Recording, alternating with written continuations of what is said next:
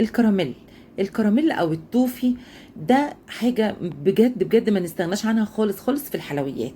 وطبعا غالي الصوص بتاع الكراميل بره غالي، احنا عايزين نخلي حاجتنا كلها في البيت علشان لما تعملي ايس كريم تحطي عليه، تعملي تورته، تعملي حاجة، كل حاجة ممكن تدخلي فيها الكراميل وتحتاجيه.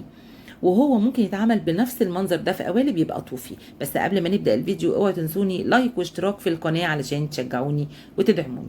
اول حاجه احنا هنجيب حله ما تكونش بتتحرق، يا ريت تكون المونيا او ستانلس، احسن ما تبقي ما تجيبي طاسه علشان خاطر ممكن يحصل فوران. هنجيب كوبايه من السكر وهسيبها كده، احطها واسيبها ما اقلبهاش لغايه ما يبدا فيه صفار كده، ابدا ان انا اديله تقليبه واسيبه برده كمان. خلاص بدأ ان هو اهو يصفر من تحت ويديني شويه ميه صفرة كده، هبدا ان انا اقلبه اديله تقليبه. الكلاكيع دي ما تخافيش منها، هي هتسيب دلوقتي خالص مع النار. هيوصل بقى معاكي للون اللي انت عايزاه، عايزاه فاتح عايزاه غامق براحتك.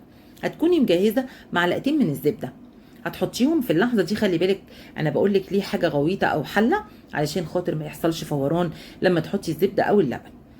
انا حطيت دلوقتي معلقتين الزبده ولغايه اما اسيحوا واكون مجهزه مقدار السكر. لبن كوبايه لبن هحطها برده في اللحظه دي. انا بقول لك شايفه الفوران ازاي، عشان كده لازم تعمليها في حله او حاجه غويطه. اكون مجهزه بقى على جنب ربع كوبايه لبن على جنب خالص، وتحطي عليهم تدوبي فيهم معلقه نشا او معلقه ونص نشا، ما تكتريش عشان ما يتقلش منك. هنقلبهم شويه في ربع كوبايه اللبن او مقدار اللبن البسيط قوي، لمجرد بس ان انت النشا يدوب، واقوم حطاه علشان ما يكلكعش مننا. لازم ان احنا ندوبه بره في الايه حبه اللبن الصغيرين دول، واديله بقى تقليبه واحده واحده كده لغايه اما يتخن قوامه. وانا نسيت اقول لك حاجه، اللبن اللي انا حطيته لبن سخن يا جماعه. لو حطيتي اللبن ساقع هتتكلكع منك السكر، هيسيب بعد كده بس هياخد وقت.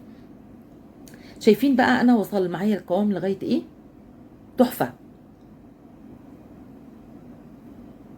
صبيته بقى في الحاجه بعد ما هدى خالص وبرد، صبيته في العلبه بتاعتي. شايفين الجمال؟ شايفين اللون ده؟ يتعمل لو صبيتيه في قوالب كده بيبقى طوفي، وحطيتيه في الفريزر هيبقى طوفي. ده كراميل تحفه، بيتحط على الايس كريم، بيتحط على التورتات، بيتحط على الكيكات.